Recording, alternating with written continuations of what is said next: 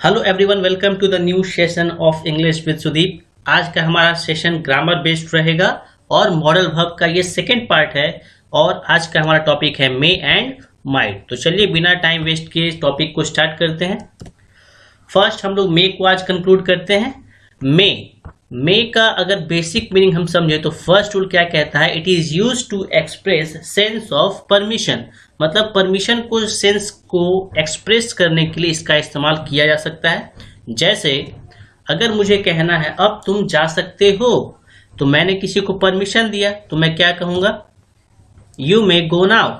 Alright. Similarly क्या मैं अंदर आ सकता हूं, तो मैं क्या कहूंगा, मे आई कम इन। ऑलराइट। तो ये परमिशन का सेंस हुआ और काफी इजी है ये रूल तो मुझे लगता है सभी को याद होगा। नेक्स्ट देखते हैं। It is use to express possibility और अनसर्टेनिटी।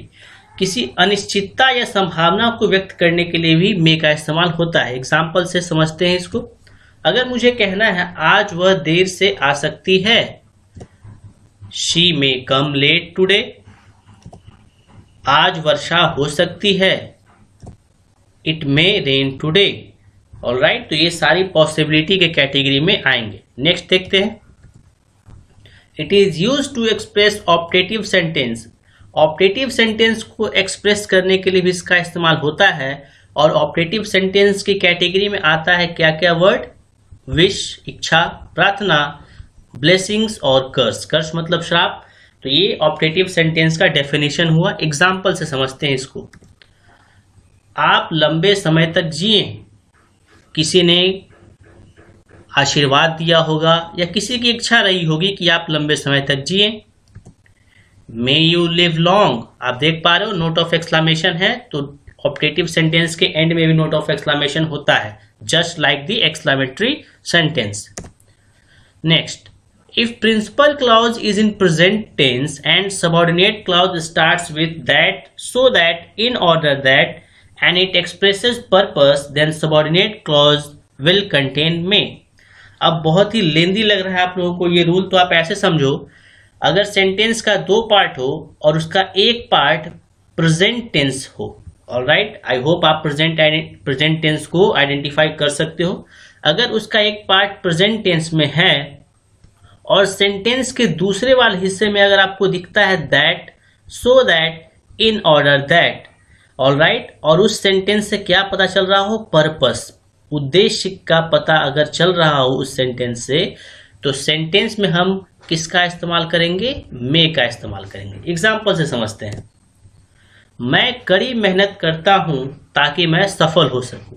तो इस सेंटेंस के दो हिस्से हैं, एक है मैं कड़ी मेहनत करता हूं, दूसरा है ताकि मैं सफल हो सकूं।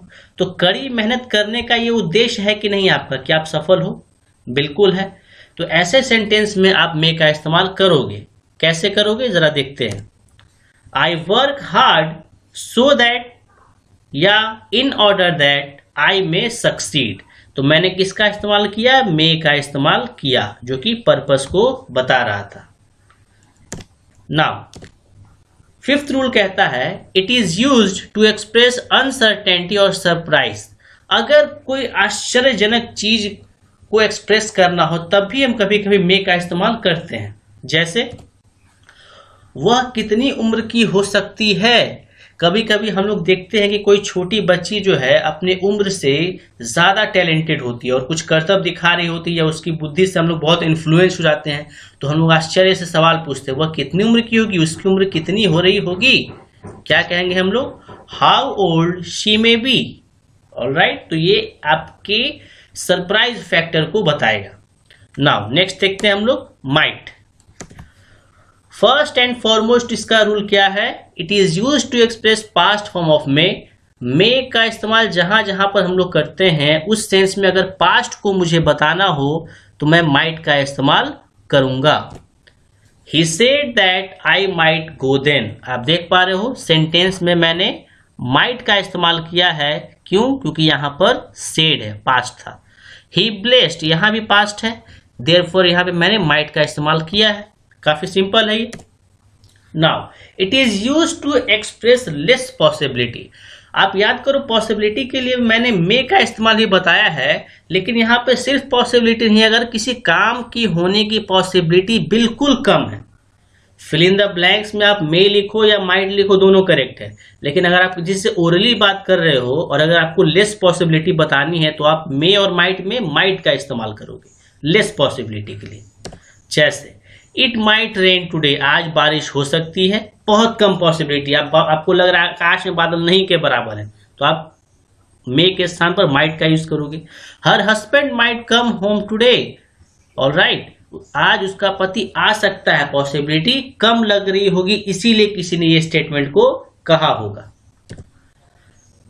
For higher possibility we should use can, अगर किसी काम की होने की संभावना बहुत ज्यादा है तो हम लोग कैन का इस्तेमाल करेंगे, अगर पॉसिबिलिटी थोड़ी कम है तो हम लोग मे का इस्तेमाल करेंगे, और पॉसिबिलिटी नहीं के बराबर है तो हम लोग माइट का इस्तेमाल करेंगे।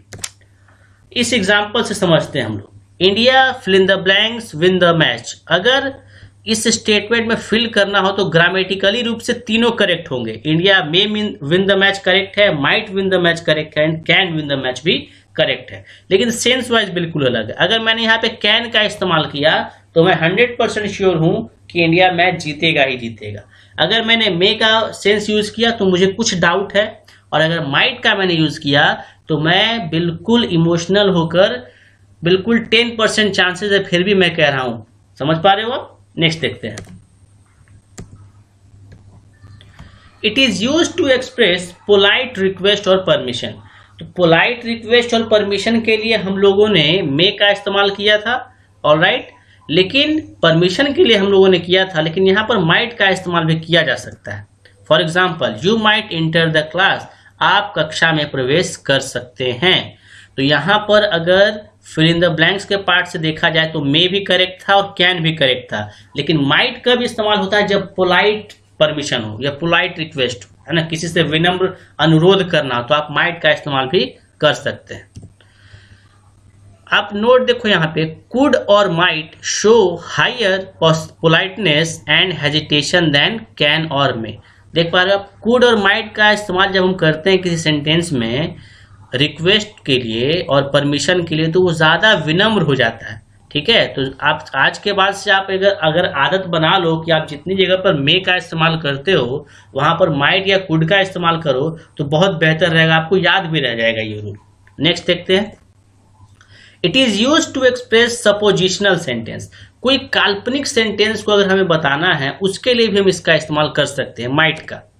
फॉर एग्जाम्पल, काल्पनिक सेंटेंस किसको बोलोगे आप, जिसमें आई विश वगैरह रहे या वी विश रहे, विशेज रहे, ये सारी एज दो, इफ ओनली, ये सारे सपोजिशनल सेंटेंसेस में इंक्लूड रहते हैं। I wish he might have seen mother India, अगर मुझे कहना है किसी को कि काश उसने मदर इंडिया देखा होता, मदर इंडिया एक मूवी है, बहुत बेहतरीन मूवी है, अगर मुझे कहना है काश उसने उस मूवी को देखा होता, तो ये क्या है, सपोजिशनल है। काश, काश का मतलब क्या होता है, कोई काल्पनिक चीज आप कह रहे हो, काश ऐसा हो जाता।